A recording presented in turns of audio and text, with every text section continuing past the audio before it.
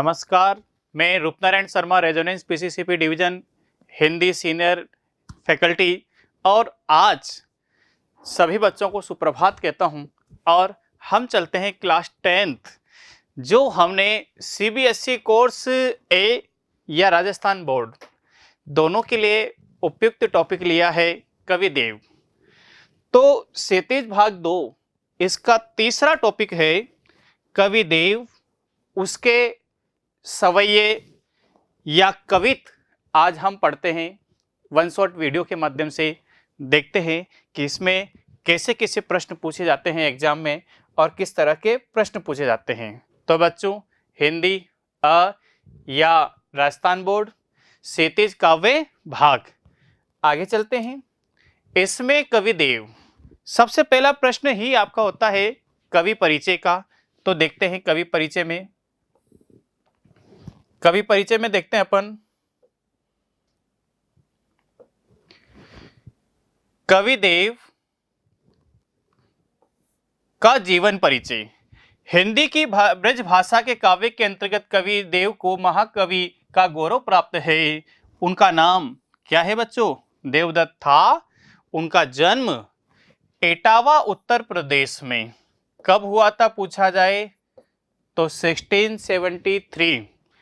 यद्यपि वे प्रतिभा में बिहारी भूषण मोतीराम आदि समकालीन कवियों से कम नहीं है, वरन कुछ बढ़कर ही सिद्ध होते हैं, फिर भी इनका किसी विशिष्ट राज दरबार से संबंध न होने के कारण इनकी इतनी वैसी ख्याति और प्रसिद्धि नहीं हुई।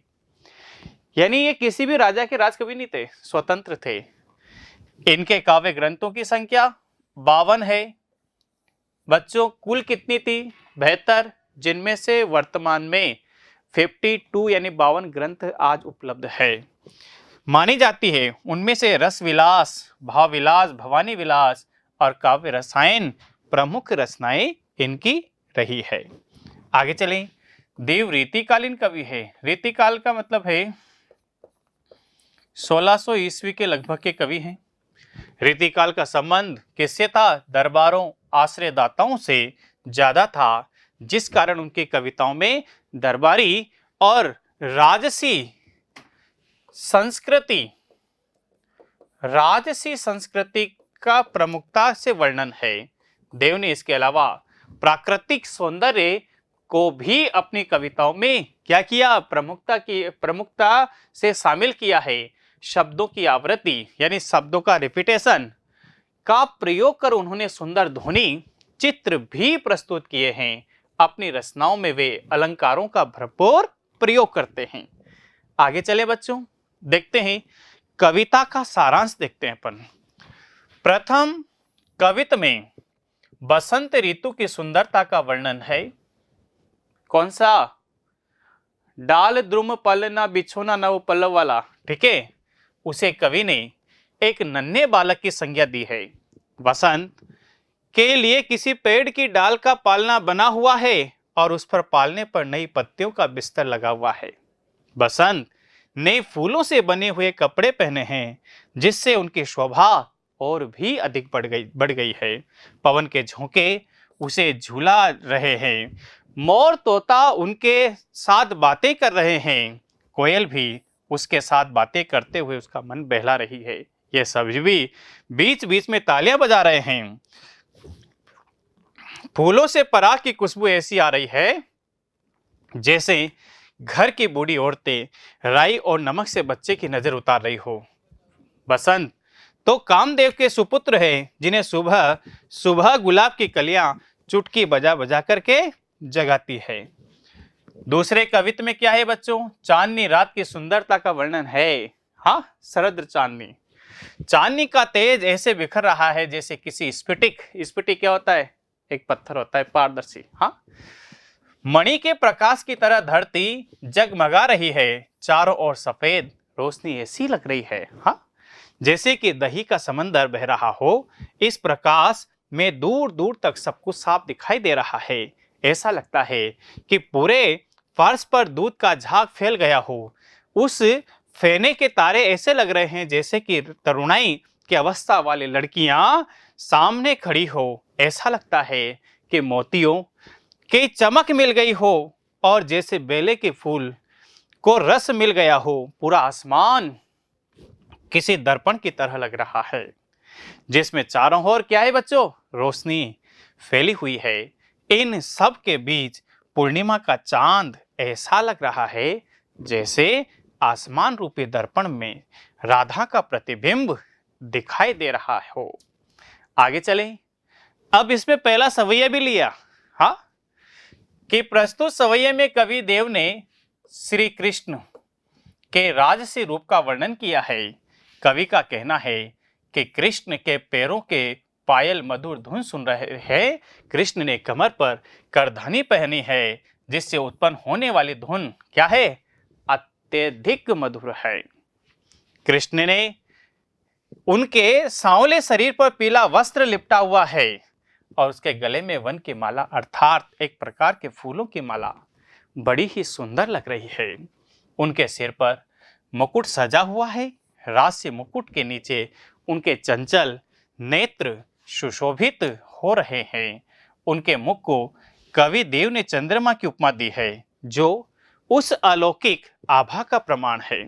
श्री कृष्ण के रूप को देखकर ऐसा प्रतीत होता है जैसे संसार रूपी मंदिर के दीपक के समान प्रकाशित है। वे समस्त जगत को अपने ज्ञान की रोशनी से उज्जवल कर रहे हैं। आगे चले बच्चों। अब इसका भावार्थ देखो, पढ़ा होगा आपने भी आपकी बुक में। कौन सा? पायनी नुपुर मंजू बजे कटी किंकनी के धुनी की मधुराई। अरे सावरे अंगिल से पट पीट ही हुल से बने माल सुहाई। माथे किरीटी बड़े दृग चंचल मंदे हसी मुख चंद जुन्हाई। जे जग मंदिर दीपक सुंदर श्री ब्रज दूल्हा देव सहाय। पढ़ा होगा। भावार्थ देखिए कि प्रस्तुत सवैया में कवि देव ने कृष्ण के रूप सौंदर्य का बड़ा ही मनोरम वर्णन किया है। उन्होंने श्रृंगार के माध्यम से श्री कृष्ण के रूप सौंदर्य का गुणगान किया है। उन्होंने कृष्ण को दूल्हे के रूप में बताया। कवि के अनुसार कृष्ण के पैरों में बजती हुई पायल बहुत ही मधुर ध्वनि पैदा कर रही है। उनकी कमर में बंधी हुई करधनी जब हिलती है तो उससे निकलने वाली किंकनी की आवाज भी बड़ी ही सुरीली लगती है। उनके सांवले शरीर पर पीले रंग का वस्त्र बहुत ही जच रहा है, यानी अच्छा लग रहा है। उनके गले में पड़ी हुई पुष्पों की माला देखते ही बनती है। श्री कृष्ण के माथे पर मुकुट है। उनके चांद रूपी मुख पे मंद मुस्कान मानो चंद्रमा के समान फैल रही है। उनकी बड़ी बड़ी आंखें चंचलता से भरी हुई है, जो उनके मुखमंडल पर चार चांद लगा रही है। कवि अनुसार ब्रिज दूल्हे श्री कृष्ण इस संसार रूपी मंदिर में किसी दिए की भांति प्रज्वलित है। बिल्कुल भावार्थ समझ में आया आपको? ये आगे चलें। दूसरा पढ़ा होगा, हाँ, कवित कैसे पढ़ते? डाल द्रुम पल ना बिछो ना नव पल्लव के, सुमन झिंगुला सोहे तनि छबे भारी दे। पवन झुलावे के किकीर बतिरावे दे, कोकिल हलावे हुल सावे करे तारे दे।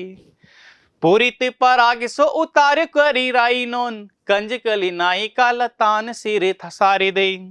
मदन महीप जुको बालक बसंत ताए, प्रातः ही जगावत गुलाब चटिकारी दे। इसका भावार्थ देखिए आप। प्रस्तुत कवित में कवि ने वसंत को एक नव शिशु के रूप में दिखाया गया है। उनके अनुसार पेड़ की डालियां वसंत रूपी शिशु के लिए पालने का काम कर रही है। वृक्ष की पत्तियां पालने में बिछोने की तरह बिछी हुई है। फूलों से लदे हुए गुच्छे बालक के लिए एक ढीले ढीले वस्त्र के रूप में प्रतीत हो रहे हैं। वसंत रूपी बालक के पालने को पवन बीच बीच में आकर झुला रही है। तोता मैना उससे बातें करके उसे हंसा रहे हैं, उसका दिल बहला रहे हैं। कोयल भी आकर बसंत रूपी शिशु से बातें करती है तथा तालियां बजा बजा कर उसे प्रसन्न करने की कोशिश कर रही है। पुष्प से लदी हुई लताएं किसी साड़ी की तरह दिखाई दे रही है, जो ऐसी प्रतीत हो रही है कि किसी नायिका ने उससे सिर तक पहना हुआ है। उन पुष्पों से पराग के कण कुछ इस तरह से उड़ रहे हैं मानो घर की बड़ी औरतें किसी बच्चे की नजर उतार रही हो। कामदेव के बालक वसंत को रोज सुबह गुलाब चुटकी बजा करके जगा रहे हैं।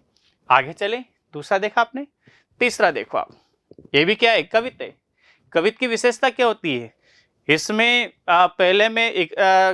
पहले चरण में 16-15 का योग होता है, 31 वर्ण होते हैं इसमें। हाँ, देखते हैं अपन। फटिक शिलानी सो सुधारो सुधा मंदिर, उधदिद अधिक अधिकाय ओम गे मन, बाहर ते भीतर लो भीति न दिखाई दे, दूध को सो फेन फैल्यो आंगन पसरे बन। अरे तारा सी तरुणी तामे टाडी झील मिल होती, मोती ने की ज्योति मिलो मल्लिका को मकरन, आरसी से आंबर में आभासी उजारी लगे, प्यारी राधिका को प्रतिबिंब सो लगती चंद। कितना सुंदर है भाव, देखो आप, भावार्थ देखते हैं अपन इसका। प्रस्तुत पंक्तियों में कवि ने चांदनी की, किसका वर्णन किया, चांदनी रातों का वर्णन किया है। सुंदरता का वर्णन बड़ी ही स्वाभाविक रूप से किया है। रात के समय आकाश में चंद्रमा पूरी तरह से खिला हुआ है और उसकी रोशनी चारों तरफ ऐसी फैली हुई है जैसे किसी पारदर्शी पत्थर से निकलकर सूर्य की किरणें चारों तरफ फैल जाती है। वे श्वेत रोशनी की शिलाएं ऐसी प्रतीत हो रही है मानो इनके खंभे से एक चांदी का महल बना हुआ है। आकाश में चांद की रोशनी इस तरह से फैली हुई है मानो दही का समुद्र तेजी से अपने उफान पर हो। यह चांदी का महल पूरी तरह से पारदर्शी है, जिसमें कोई दीवार नहीं है। आंगन में सफेद रंग के दूध का फैन पूरी तरह से फैला हुआ है, जिसमें तारे इस तरह से जगमगा रहे हैं जैसे सखियां सज धजकर एक दूसरे पर मुस्कुरा रही हो। चारों तरफ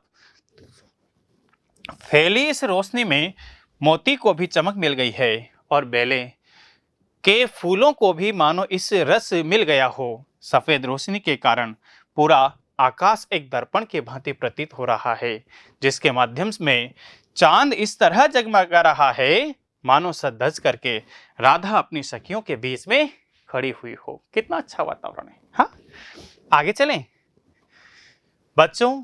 अभ्यास प्रश्न, और वो भी कौन से, ऑब्जेक्टिव टाइप के वस्तुनिष्ठ प्रश्न पे देखें अपन। कृष्ण कमर में क्या पहने हुए हैं, करधनी, डोरी तो नहीं, माला कमर पे नहीं पहनी जाती, कोई नहीं, तो सही आंसर करधनी। करधनी एक कमर पर बांधने का आभूषण है जो श्री कृष्ण ने पहन रखा है। दूसरा देखो आप, चांदनी रात में कौन दर्पण कैसा प्रतीत दिखाई देता है, कौन सी पंक्ति, आभासी उजारी लगे। हाँ, आकाश, तारे, चांद और जल। आरसी से आभा में उजारी लगे, प्यारी राधिका को प्रतिबिंब सो लगत चंद, तो इसमें चांद कैसा, दर्पण की तरह नजर आ रहा है। आगे चलें। 3, कवि ने चांदनी रात की सुंदरता को किन रूपों में देखा है। बच्चों, आकाश में स्फटिक शिलाओं से बने मंदिर के रूप में, दही से छलकते हुए समुद्र के रूप में, दूध के झाग से बने स्पर्श के रूप में, तो उपयुक्त सभी हम इसका कर सकते हैं। बिल्कुल। आगे है, कृष्ण के शरीर का रंग कैसा है, सांवला, गोरा, गेहुआ, काला, तो श्याम वर्ण शरीर है श्री कृष्ण का। समझ में आ गया आपको ये। आगे चले अपन, क्वेश्चन नंबर 5 देख लेते। कृष्ण का मुख किसके समान कांति, कांति का मतलब होता है चमक रहा है, सूर्य के समान, चंद्रमा के समान, तारों के समान और फूलों के समान। हाँ, किसके समान चमक रहा है, चंद्रमा के समान। और उनकी मुस्कान किसके समान है, चांदनी के समान। याद हो तो आपको। क्वेश्चन नंबर 6, कवि ने कामदेव के शिशु के रूप में किस ऋतु का वर्णन किया है। बच्चों, किसका हुआ है उसमें, डाल द्रुम पलना में। हाँ, ग्रीष्म ऋतु का नहीं हुआ, शरद का बिल्कुल नहीं हुआ, वर्षा का बिल्कुल नहीं हुआ, किसका वर्णन हुआ? वसंत ऋतु का वर्णन हुआ। बिल्कुल समझ में आ गया आपको। अब चलते हैं क्वेश्चन नंबर 8। कृष्ण की छाती पर किसकी माला सुशोभित है? सोने की माला, हीरे की माला, फूलों की वनमाला, और डी भी नहीं है तो फूलों की वनमाला हो जाएगा। देव कैसे कवि हैं बच्चों? कैसे हैं? छायावादी नहीं है, दरबारी कवि कह सकते हैं अपन, आशावादी नहीं है। ठीक है, हालांकि वो किसी के दरबार में नहीं रहे, लेकिन रीतिकालीन कवि होने के नाते उनको दरबारी कवि अपन कह सकते हैं। आगे चले अपन। आगे है, कवि ने चांदनी की कल्पना किसके रूप में की? किसके रूप में की? सुधा रूपी मंदिर, सौंदर्य मंदिर, सौंदर्य मंदिर, और इसके अलावा देव रूपी मंदिर। हाँ, तो किसके रूप में की? किसके रूप में की?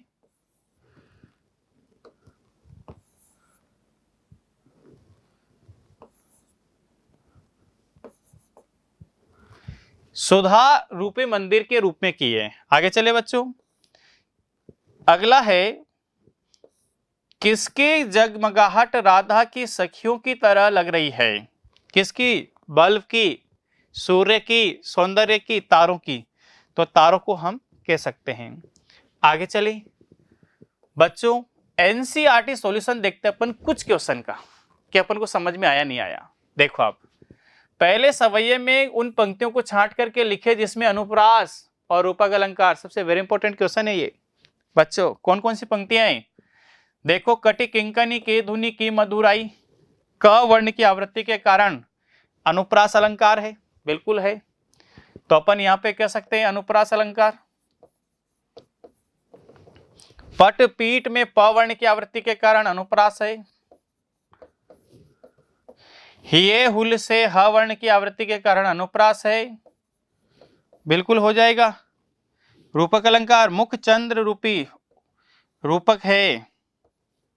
जग मंदिर दीपक, संसार रूपी मंदिर के दीपक, तो इसमें भी रूपक है। तो अलंकारों का भी यहां पर विशेष प्रयोग हुआ है, ये देखने को हमें मिला।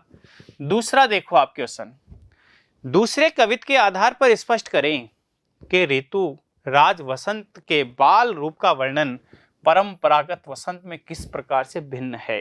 बच्चों, ऋतुराज वसंत के बाल रूप का वर्णन परंपरागत वसंत वर्णन से पूर्णतः भिन्न है।